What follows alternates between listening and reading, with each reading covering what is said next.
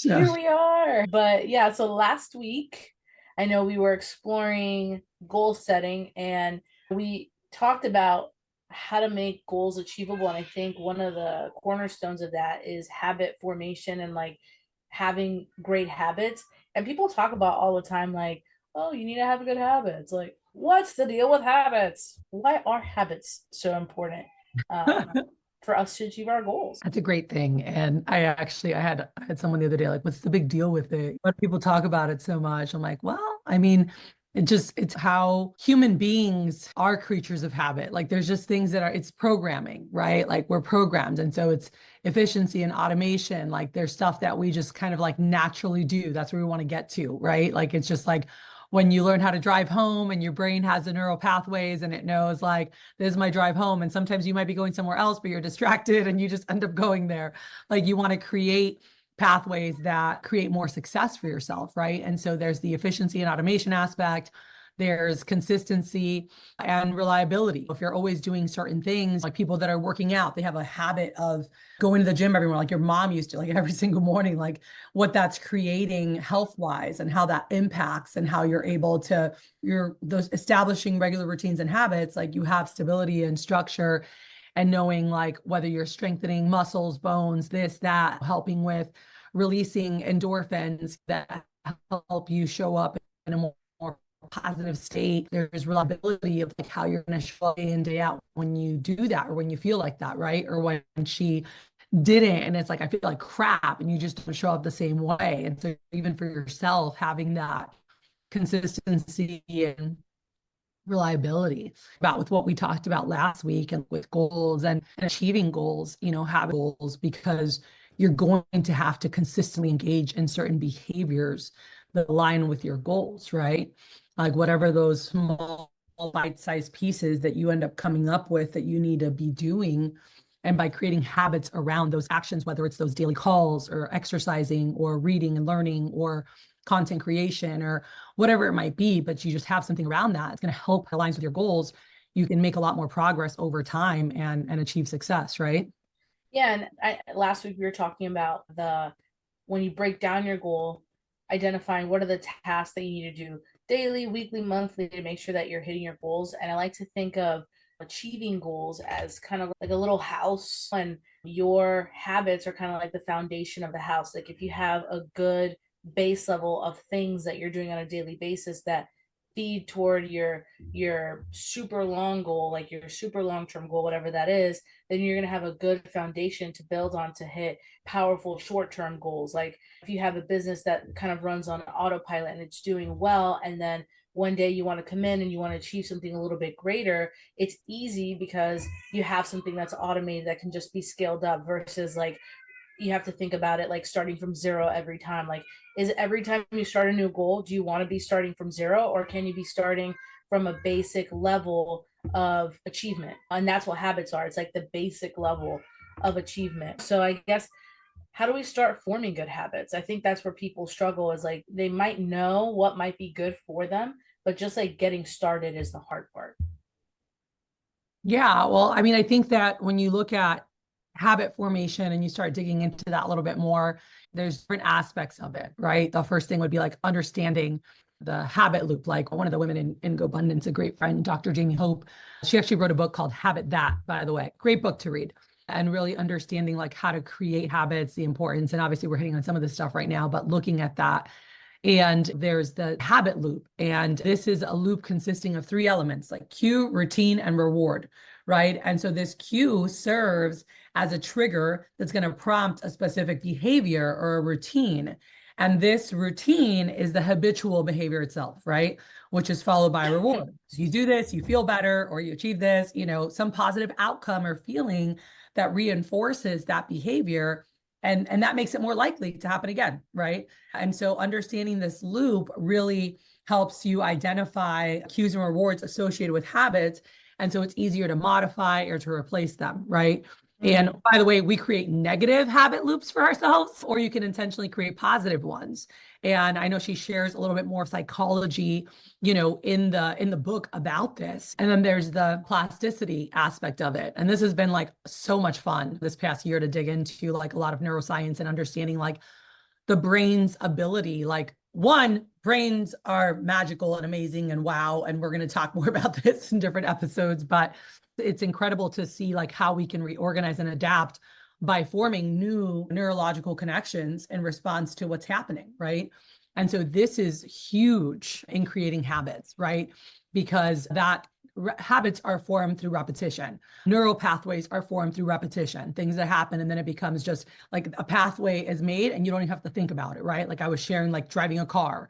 You might start driving and you start driving home, and because you were distracted, but your brain, like when it's going on this highway, normally goes home. And so it just naturally did that because that's so like hardwired in your brain, right? That's where we want to get to when it comes to the neuroplasticity. So neuroplasticity really refers to a brain's ability to reorganize the structure, the function, and the connections in response to learning, experience, and just environment stimuli, right? And so would like the formation of those new neural pathways and strengthening or weakening existing connections, enabling the brain to change throughout life. Just think about growing up. There's so much that like we do and that happened, like we kept doing a certain way, whether intentionally or subconsciously, and it just became part of who we are or how we act, right? But like that was something I loved when I went to Landmark years ago, that it talked about like really understanding like Landmark education, by the way, personal growth and development, unbelievable, platform they have there, but it really talks about understanding like why you are the way you are. And it's really understanding like what are all the things that happened that created these pathways, that created your norms, that you might say, this is the way I am. Well, shit happened and you reacted a certain way and you acted, or things were treated. And so that's how it was programmed. And it did become hardwired. But then also showing you can rewire yourself. It's not as easy as reprogramming a computer and just wiping it out and going. Human beings are a little bit harder to rewire, but it's possible. And part of that's going to be new habit formation, deciding like, how do I want to act in this way? Like for me, I used to be crazy explosive, and it was like, I want to be slower to anger. I want to be more understanding. I want to be able to see different aspects of things, right? And so, when it comes to habit formation, like it really underlines the brain's ability to learn and to automate behaviors. And so when individuals repeatedly engage in behavior or routines, right, in response to a specific cue, and they get a certain reward with it or whatever, like the brain undergoes changes at a neurological level. And so you might be listening, you're like, what the heck? It's really amazing to see, like, but basically like this process is strengthening connections between neurons that are involved in that habit loop, making the behavior more automatic and ingrained over time. That's how we go on quote unquote autopilot, right? Mm-hmm. Through that process. And so plasticity really suggests that behaviors can be learned and unlearned, and the brain can be rewired to establish new habits, which is awesome. Again, even though it might not seem that easy, if you're consistently engaging in new behaviors and reinforcing them with rewards, you can create those new neural pathways and you can weaken old ones. And so that will help you form healthier habits, right? So That's keep going and geek out on this. no, that's super interesting, and I'm really happy that you've started to dive into this stuff this year, because I'm learning a lot just by listening to the stuff that you've been learning. But I love that you're saying that things can be unlearned, because I think that gives hope to the people that are like, well, this is the way I am and this is the way I've always done things. And it's like, well, you can actually change. There is hope that with a focus on it and having self-awareness, which I know we've talked about a trillion times, like being self-aware is like where you can start really having a lot of personal growth. But if you are self-aware and you know what you need to work on and you focus on making it a habit, that eventually it can be an autopilot type thing for you. And the thing is, it's happening no matter what, whether you're right. consciously doing it or you're not. There are certain like rewards that are like there's whether it's getting attention, right? Somebody does something really dumb and they get into this bad habit loop of like reacting a certain way or whatever. What's the dopamine? What's the reward? They're getting attention. And so that makes them feel good. I'm getting attention. Little kids do this, right? And so they're not consciously saying like, I want to act like an asshole, excuse my language, but what they want is that attention. And so this habit, every time this happens, I get attention, and therefore it becomes addictive because it's giving me this reward that I'm looking for, right? And so the beautiful part about it is that we have the ability to choose what it is that we actually want to do, what behaviors we want to have, and we can be very intentional about those things to increase the likelihood of the repetition versus that a bad habit becoming automatic and ingrained. We do have to be intentional to create the good habits so that we're not just on autopilot on whatever's happening. And so we get to choose, okay, here's what I want to do, here's where I want to go, and we can train ourselves. And we're like, I feel like we're like puppies, give ourselves a treat, but finding those things that we get to celebrate as we're doing those things. And by the way, as silly as it is, like I remember doing this for myself, like when we were creating habits around making calls when I was a new sales rep 23 years ago. And it was like every 25 calls, I got to eat that Snickers, like that was sitting there. Like, I don't get to have that until I make these calls. And we literally have like treats sitting in front of us, like snacks. It's like, you can't touch a snack until you get this. And you got in a habit of make 25 calls as quickly as possible to then take a break. That was a habit we wanted to form. And as silly as it is looking back, I'm like, holy shit, we were like training ourselves like dogs. Like, here's a treat. You get to have it when you finish this, right? Yeah. Anyway, it's silly, but it does like understanding like just the neurology and everything that's happening, like when you intentionally engage in new behaviors and consistently reinforce them with rewards, you're able to reshape your brain and establish healthier habits on purpose, than the negative ones. But the importance of repetition, consistency, and positive reinforcement is so important, to habit formation. And so they're going to really help with strengthening and getting all that done. So anyway, sorry. Yeah. Enough No, on no. So no. So now we know that habits are the foundation, and then also that we have to be aware and that habits are formed whether we're paying attention to them or not, bad and in a good way and in a bad way. So now how can somebody get started in creating good habits? How do we start doing that? Well, I mean, I think that first off, we have to look at what are the outcomes that we want, right? So I think this ties into last week of like, what are your goals? Where are you trying to Mm-hmm. get, right? Because there has to be a decision in terms of who I want to be, how I want to act, what do I want to accomplish, so there has to be a goal involved in terms of something I'm trying to do, a way I'm trying to better myself, something I'm trying to accomplish, whatever it might be, something, whether, positive habits can definitely contribute to personal growth and development because it's promoting behaviors that align with your values or your goals or your aspirations, right? And so that I think that we need to really figure it out for ourselves, like what is it that's going to enhance our overall well-being or sense of fulfillment or accomplishment, if it's professional, whatever it might be, because then we can really work backwards and go, okay, what are some healthy habits, whether it's regular exercise or mindfulness practices or learning, lifelong learning, and these things that are going to help me be expanding my mind, that's going to help me feel centered. Maybe it's reading the Bible, and that's going to help me have this spiritual connection and help me lean in more in this area. And this is a habit that I want to have that's going to help create more peace for me as I'm going through things, right? So I think that it's really thinking about first, how do we want to feel? What do we want to accomplish? What is the end? And then working that backwards Mm-hmm. so that we can then decide on what kind of habits we want to have. Because when we have habits can serve as coping mechanisms for dealing with stress and uncertainty, like Mm-hmm. engaging in familiar, comforting routines can really provide a sense of stability and control, and they can help reduce feelings of anxiety or overwhelm. And so I think that it's really important to think about those things first and then go, okay, cool. So what are the things that I want to be doing to have a healthier, a happier, a more fulfilling life, right? Mm-hmm. And now we can go, okay, let's build some habits, right? And so the first thing is like those keystone habits, like those are small routines or positive changes that are going to really have a huge impact on us. It's so wild how like something simple like Jesse Harless, he's speaking at the event. You might have just heard him if you're listening to this on replay, and smashing your comfort zone, smashing like those old like and really he is so good at habit creation. But one of the things, he wrote a book a long time ago about cold showers. And that was a habit that he created. And for I don't know how long, I don't know if he's still done, like he'll talk about it, but he's like, I just take cold showers. And it was a habit of discipline, right? It was doing something hard in the morning and being able to get through that, and just like the mental toughness, that it did. And he had gone through rehab, like, he actually has for entrepreneurs in recovery, a whole program, like just really amazing. But he's like, he wanted to create new habits for himself. And part of that started with discipline. He's like, I have a lack of discipline. And so then I go do drugs or drink or this or that. And so I wanted to create a habit of discipline. And for him, it started with an action of cold showers. And obviously that helped boost metabolism, and it helped in so many different ways physically, but it started as like a mental game. And it was like, I've got to learn this.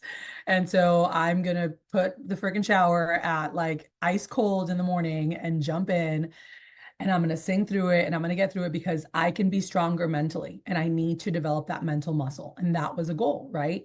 And so that's an example of like, okay, we have a goal of like, I want to be stronger mentally. And so here's an action or a habit that I can start forming that's going to result in me being able to develop that discipline, right? So anyway, that's a cool thing to look at, because there's different ways you can accomplish stuff, right? And you can research that and look at what are some of the different things. If I'm wanting to get better with X, Y, and Z, or if I'm wanting to get stronger, what is a good daily habit that I can develop? Just research that. And you can see a bunch of different examples that can help with increased productivity or better stress management or improved physical and mental well-being. And you can kind of work backwards and see what are some of the different keystone habits that are going to help accomplish those things. Does that make sense? Yeah, that's huge. And I think identifying those habits is super important as just like again, a base level way to move like a little step closer to eventually forming really, really great habits. And I know a really popular like buzzword in the habit, like on habits in general, like when you Google habits, is habit stacking. Right. And Mm-hmm. so just like the definition of it is habit stacking involves anchoring new habits to existing ones by incorporating them into established routines. And I find for me, this is the most effective way of establishing new behaviors or habits. Like when we were living in Houston, one thing that I would do every morning was I would be waking up early, but I would just be like sitting and looking at my phone. And my cue was waking up early, but my action wasn't serving me in any way. And so I changed that to waking up early and going for a run, which did serve me in many ways because I had more energy. I was, you know, more attentive. I was able to achieve more. I, was healthier, obviously. So that's the idea of habit stacking. It's just linking a better habit with an existing one or a cue that you're aware of to in turn create better habits overall. Because again, it's like what you said about the brain, like it's already doing this. So if you already go with like something that's already made a connection, it's probably going to be more likely to stick over time. So Yep. that's how my mom started exercising too. It was she would drop us off at school and then go for a walk versus like drop us off at school and then go BS with the other moms or whatever. Like she just was like, if they're at school, I'm gonna work out. And then that eventually became when she went back to work, then she continued working out because it's what she'd already been doing for so long. Yep. Yeah. Like my husband, like he had started a practice last year of doing like a morning meditation and going through and created a pretty good habit around that. And he's like, man, I really want to start doing the sauna. And that's become a new habit of his now, that like he wakes up and walks out of the room and goes straight to the garage. We bought a little sauna that's in the garage, and he does his meditation while in the sauna. And so now he has this habit that's helping him physically and detoxing and going through while he's also getting his meditation on. And that's a habit stacking example right there, right? Where Mm-hmm. he's created a new habit by adding it to an old habit he had. And so now it's become this thing where every morning he does sauna and meditation and prayer, and then comes back in, rinses, and we start getting the boys ready, for the day. But it definitely makes things easier when you're connecting it, to something. Like if you're someone that hopefully you all brush your teeth, all right?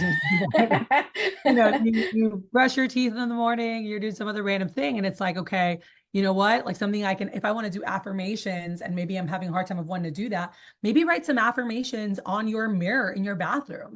And all of a sudden, each morning as you brush your teeth, you're reading those out loud. Now you're creating a new habit of saying affirmations in the morning, and maybe having something of like a question on your mirror that says, what are you grateful for? Because that's a new habit I want to develop in the morning and night. And so when I brush my teeth in the morning and I brush my teeth at night, I see what am I grateful for? And I can start spitting out some gratitude for the day, or when I wake up, or when I'm going going to sleep of like what happened that day, because that's a new habit that I want to form, is just getting my brain focused on more gratitude, right? So those are like Mm-hmm. a couple little random examples of like how you can habit stack to help create these new ways you want to feel, things you want to do, things you want to focus on by tying them into things you already do. Yeah, and I'd say definitely when you start implementing new habits, you want to give yourself a good runway and don't expect to be perfect with it. I think Mhm. they say that it takes 21 days to like make a habit stick. Like the first seven are the easiest, the middle seven are the hardest, and the last seven should become easier and easier, and then it's just something that you do. But even with certain things, it might take a little bit longer, and that's fine, but just as long as you keep at it, eventually it'll stick. Yeah, I used to hear the 21-day thing, and then I actually read an article that said like the 21-day rule is a myth. Oh But no. it can happen, but it's like it can take up to a month, but that's with consistently engaging in the behavior throughout the entire time frame. Right. Right. And so some people are able to form a habit in less than a month, which is awesome, but some people might need 3 to 6 months to get that done. Right. And so Mm-hmm. whatever it is, what we know is that consistency, getting it, the more regularly you're doing it, the more regularly you're repeating it, the faster your neural pathways, like it just becomes very easy and normal, and you don't even have to think about it. So that's what we Yeah. do know, is like, is it consistent? There is a repetition day in, day out, so that this can become a part of your norm. And then now you have a new habit in place. Yeah, amazing. So I do have a question that kind of ties in with what we're talking about, and it's what are some of the habits that you like most for yourself on a daily basis that you feel help you? What are some things that you do? Oh my gosh. Okay. Well, I think that something that's become something that I really wanted to work on this year was more spiritual. And so it's been waking up. Like I have a harder time getting out of bed in the morning. Like I just don't want to get out of bed. That's my hardest part of my day, is getting out of bed. And so a new habit that's really been serving me and really bringing my day is like I listen to Kenoy Gibson. Like there's like she does a Bible study. And so I've just been turning it on while I'm laying in bed. And it helps me wake up and focus on the right things. And then throwing my like 5-10 minute focused meditation on, ready for the day. So I'm like, quote unquote, reading and going through stuff from the Bible that I really want to learn and lean into.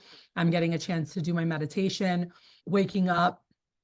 Exercise has always been a big part, but honestly, it's been really hard since I'm like in the last 4 weeks of pregnancy. And so With a 4-year-old and a one and year a old. 1 year old, but we figured out we're like, there's things we can do with them, and I'm excited for once baby comes and we get settled in, but like being able to do exercise with them. Like I have done some stretching, and it's so fun to watch my 1.5-year-old now. He'll be in downward dog randomly. He's just like putting his head down on the floor, but I'm like, what are you doing? And then my 4-year-old's like, he's exercising. But like that's awesome because we can create those habits as a family together. But I think for me, it's been doing some kind of physical exercise, and whether we're dancing, and because Ben loves to dance, my 4-year-old, and putting kids Zumba on the TV, or kids yoga on the TV. And there's just funny things, and we're all laughing and we're dancing and we're being active. Like that is something that I want my boys to have as part of what they do. And it's something that's really important for me and shifts my mood, and my body just feels better. So that's something that we do together. It doesn't always happen in the morning, but just every day doing something to move, doing something where we're learning, listening to audiobooks while I'm driving, because I don't always have time to read in the morning or at night. I'll like open my book, and then I have like a 1-year-old, and like wants to jump in bed or whatever. And so it is a little bit different. And for the mamas out there, you've got to give yourself grace, because let me tell you, I Mm-hmm. myself up my first go around with my first child. And I'm like, oh my gosh, I don't have my habits, my routines, my whatever. And it's like, you have to be flexible. And yes, create that time for yourself. Maybe you're great and people say, well, just wake up earlier. That might be easy for you. That was not easy for me, especially with a newborn. All right. I was like, no, I'm going to sleep as long as I want to sleep, because I was up all freaking night. And so giving yourself grace to still have those, and saying like, I want to make sure I do something active by 1 p.m. every day. I want to make sure that I'm reading something and like learning something every day. And so I love like Miracle Morning, which we talked about a while back. Like I love a lot of those things, but I couldn't do that all in the morning or before my kids wake Yeah. up. It wasn't feasible for me, you know? Yeah. Well, you see, I'm like the opposite. For me, my time to do my habits is in the morning. Like I always set my alarm 45 minutes at least before I know everybody's gonna wake up. and I'll put the coffee on. I'll sit on the couch. I'll read a little bit of the news. Or read a little bit of my book. And I just like to sit there in the peace and the quiet. Like, we're a boy house, just like your house, and it is loud here during the day. So, like, and now that we're in summer and nobody's in school and we all have weird schedules, like, I have to treasure that time. So for me, it's I wake up a little bit earlier and I stay up a little bit later, and I just like take that time to feed my brain some good stuff because I have a long battle for the rest of the day. Yep. I But love it. I love it.